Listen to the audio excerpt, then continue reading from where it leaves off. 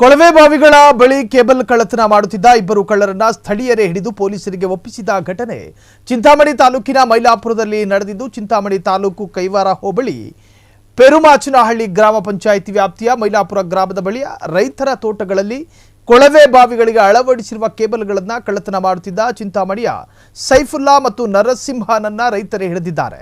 ಮೈಲಾಪುರ ಗ್ರಾಮದ ಊರು ಕೊಳವೆ ಗ್ರಾಮದ ಎಂಆರ್ ಮಂಜುನಾಥ್, ಆನಂದ್ ರೆಡ್ಡಿ, ವೆಂಕಟೇಶ್ ಗೌಡ ಮತ್ತು ಮತ್ತಿತರ ರೈತರ ಕೊಳವೆ ಬಾವಿಗಳ ಬಳಿ ಕೇಬಲ್ ಕಳ್ಳತನ ಮಾಡುತ್ತಿದ್ದಾಗ ಕಳ್ಳರು ಸಿಕ್ಕಿಬಿದ್ದಿದ್ದಾರೆ. ಪೊಲೀಸರು ತನಿಖೆಯನ್ನ ಕೈಗೊಂಡಿದ್ದಾರೆ.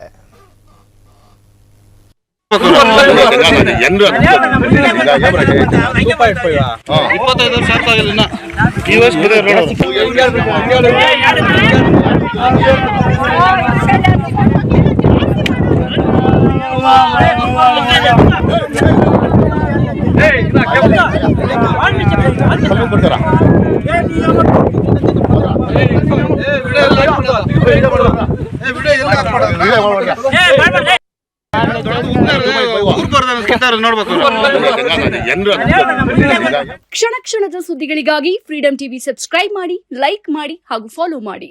ಹೊಸ ಸುದ್ದಿಗಳ ನೋಟಿಫಿಕೇಶನ್ಗಾಗಿ ಬೆಲ್ ಐಕಾನ್ ಮೇಲೆ ಕ್ಲಿಕ್ ಮಾಡಿ.